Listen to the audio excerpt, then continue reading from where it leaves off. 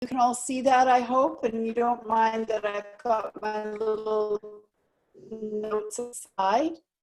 So just as a brief introduction, I'm ordained in the Presbyterian tradition, and I currently serve 2 churches in the United Church tradition. My particular work that I'm interested in is finding a common way forward for all faith traditions and inclinations as we attempt our evolutionary shift in consciousness. So that's my larger work, and I am coming up to 4 years at these 2 churches where I serve. I have 1 more year to serve, and they will be looking for a new minister next year. So I'm just here to try and get things going and help them out as best I can. So there's 2 churches. One of them is a small, quintessential white clapboard church in the rural countryside, and the other one is a small town church inside Shelburne. So the demographics have always been in this area traditionally white, Protestant, farmers mostly, agricultural base. They love their country music, oh goodness me, and they have great concerts.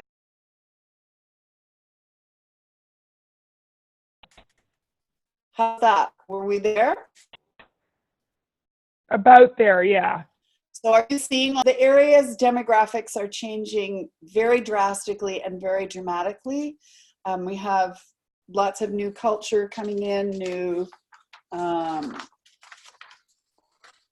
new cultures, these are various. We've been doing a lot of multicultural work. It's a big shift in our area. The area specifically where we are in Shelburne has had this huge influx of different cultures, et cetera, et cetera. Houses rising, house prices have skyrocketed. It's the highest rate of poverty in Dufferin County, fastest growing town in Ontario.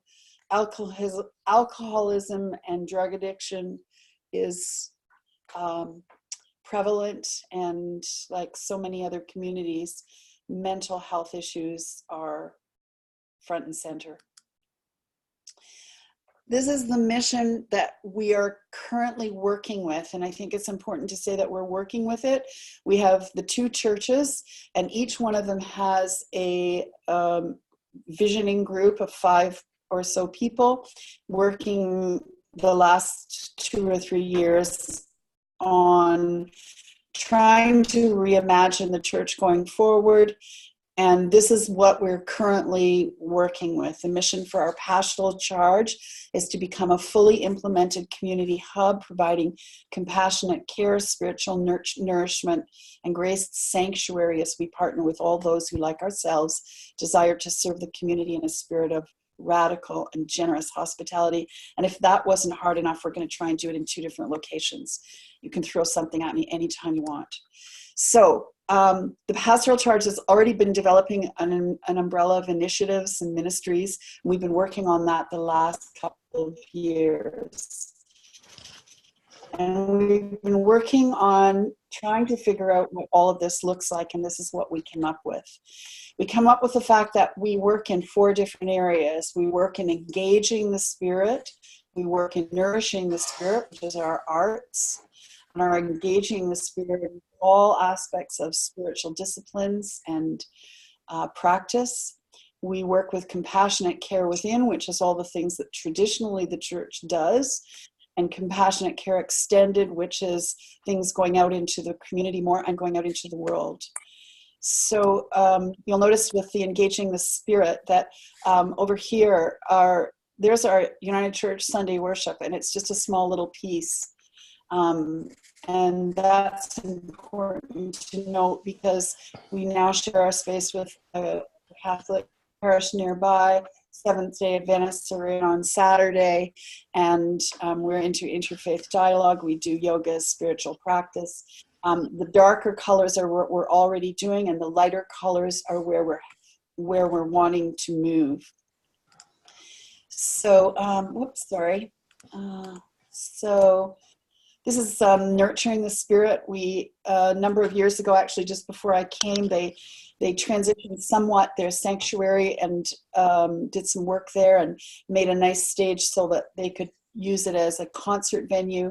So we've been doing that a lot over the last number of years, and we're wanting to expand that area as well.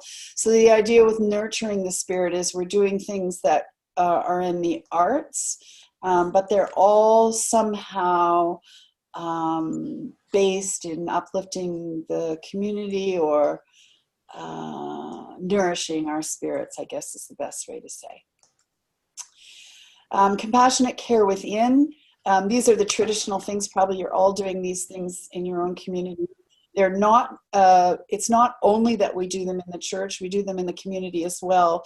Hospital visits, home visits, palliative work. We do it both within our church community specifically, but then also we're being asked more and more to do these things just with people in the community because they're not associated formally with the church, but they know more and more that we do this sort of work.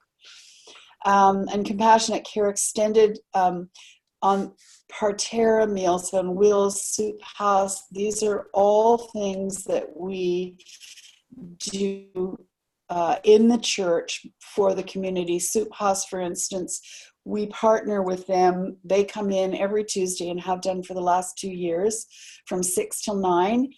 And they offer a complimentary dinner in a like fine dining sort of way with beautiful food, and no money transfers hands with anybody, and everybody is welcome. First Line for Syria, of course, is our work with Syrian refugees. Rural Response is work with women who live in the community in the rural areas that have suffered some kind of violence or distress. At any rate, those are our partnerships. So when we were trying to figure out what we did, then we were trying to figure out what is the how behind it. Because both churches have traditionally focused on service. We have dwindling resources, we have a failed financial model, yet we're wanting to morph into a place that can create and sustain and communicate a new vision. So this is what we came up with when we thought about that. We came up with the fact that everything's really based on these 4 areas: our space and spirit, which is our buildings and our space that we work in, our areas of communication, our partnerships, and our financial model. So our space and spirit, like so many churches, both of our churches need complete refiguring in every aspect, from the top to the bottom, inside and outside. They don't reflect environmentally current models, and they don't reflect any modern sensibilities, either one of them. Our communications, of course, is changing all the time, and that's something that we're working on and developing. And our partnerships are the various areas of partnerships that we have, not the specific ones, but the areas that we can expand in.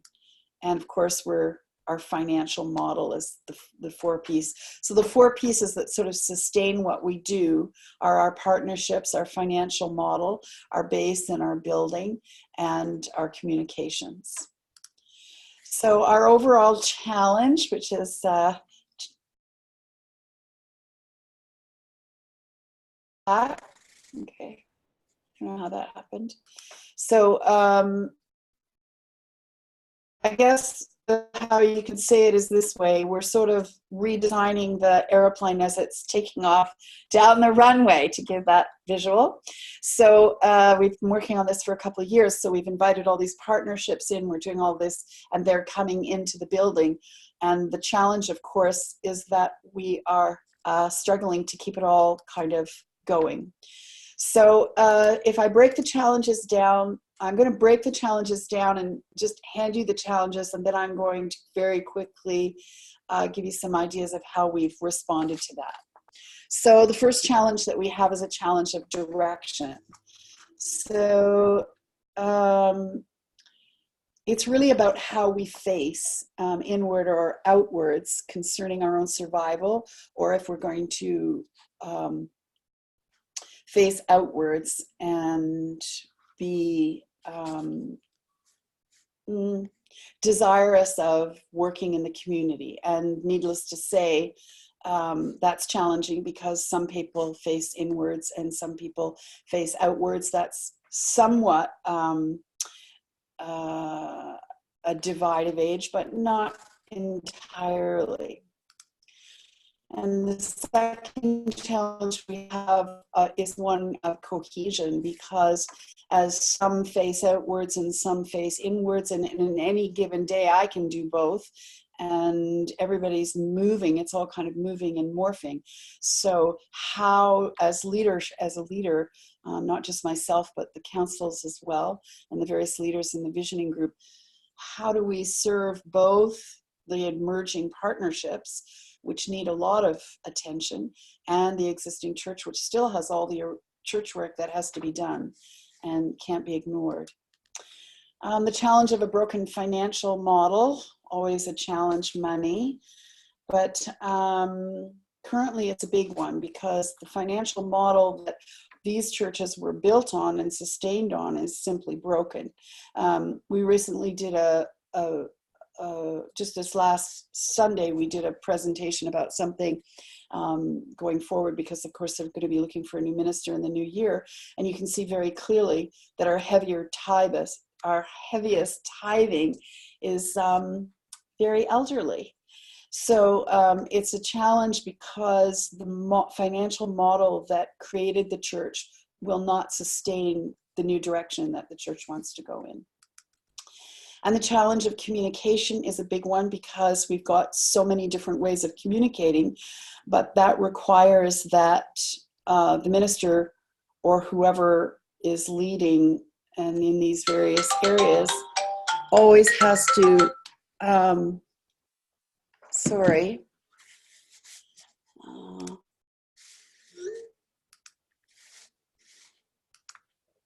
we there again?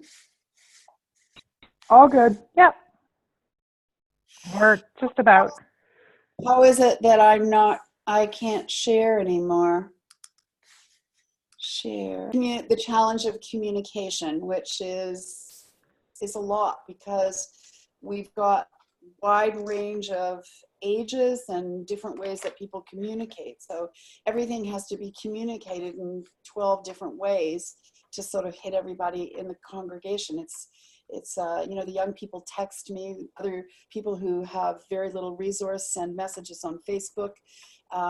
There's people online, there's people not online. It's really challenging, and it's challenging not just about communicating what's going on, but communicating between the partnerships within the church and within the community. And then there's the challenge of the physicality of the church buildings and property, because from the layout to every single area of the physicality of both churches is a challenge to morph from these churches that are focused on Sunday morning to churches that are outward facing as an innovative hub. Well, it wasn't set up to do that. They weren't set up to do. So here's my response to both direction and cohesion. My notes here. I think what's helpful for me with working with both the outward facing and the inward facing, of course, those who are out facing want to just get going and just get on board and let's go. And those who are facing not so much that way drag back a little, and it takes them time to understand and to learn and to take time to move in that same direction. And so you don't want to breaking apart in the church. I've been through one of those before, and it was devastating. And so I'm very cautious about that, and maybe overly so, but I know we can't take everybody always along with us, but I'm trying to get everyone to work together. So I would just say about that and cohesion, holding everybody together, that it's really helpful to me when I remind myself that God's got the big picture. We have our work to do, and we do our work, but the Divine Spirit will do whatever the Divine Spirit's going to do with our stuff and other things that we cannot possibly yet even begin to imagine. And the other thing to say is that pastoral work, pastoral work, pastoral work, it all comes down to pastoral work in the end. When people are frightened, they behave in certain ways, and so you're constantly working with that, and also with yourself too. And I would just say prayer, prayer, prayer, because gosh, then I'd be a sad and sorry puppy without that. And working with the council, working with our partners is really, really, really important. And just taking it one step at a time, one little piece at a time, one little area at a time. It seems like we move forward and then we move back, and it's just really, really being patient. So we're working, of course, with Embracing the Spirit and with Edge, super, super, super helpful. And I would also mention that doing the theory of change and the logic model, I don't know if anybody else has done that. I completely flunked out the first time I did it. It was so difficult. I did find it difficult. I did the workshop again that Embracing the Spirit and Edge offers. It was just as much work, if not more, the second time around. It's really, really worth doing, because slugging my way through it and working with the visioning group together this time, so it wasn't just me, it was the visioning group doing it, was super helpful to try and articulate where we've come and where we're going and how we're going to get there. So the challenge of the financial model and communication, again, I turned to Edge and to the United Church of Canada. We are consulting with those outside the church. This was, in our particular case, also a lot of pastoral work, because we have very, very good people as treasurers in both the churches, very competent, very trustworthy. But they're not the ones that are going to be capable of visioning a new way forward for our financial model. So we've been doing a lot of reading, a lot of learning, a lot of webinars, a lot of narrative storytelling, seeing how other churches have done that, visiting with other churches, learning about granting, and gosh, I don't know, endless work. And I'll just come back to this as well. We keep coming back to this here, looking at our space and spirit, looking at our communication. If you can see all the communications there, we just hired a new communications person to work with us. And in the space and the spirit, we've taken taken the office where I am, and we're trying to form it into more of a hub, a little working space, so that there's 3 working spaces so partnerships can come in and work, so that we're breaking away from that old model of the minister's office and the church office as separate buildings, as separate rooms, and we can work more collaboratively. Here I'm just at the last 2 slides. So one of the things that we've done with our physicality is we've taken a room inside the church, inside the big church, but we're using it as kind of a model. So we've taken one room that was just an ordinary room, and we call it the You Belong Here room. Carla refers to it as our Trojan horse. It's like a little startup within the bigger building. So we went in it, we did all the environmental things, we took out the old lighting that looked like laundry room, and we put in modern, fresh lighting. We haven't yet furbished it, we're just starting that. But already we're using it for lots of different things. So it's being used because there's no symbolic religious symbols in it, we can use it for interfaith work. We've started an interfaith group. We're using it for conflict management, series of conflict management workshops. And the whole point of it is that we just made it really fresh and really clean and really lovely. We're still we're having custom made tables and custom artwork done. So that it's a space that the community can use for all kinds of things. We've got musical lessons and whatnot. So it's like a little testing ground inside the church. So, questions?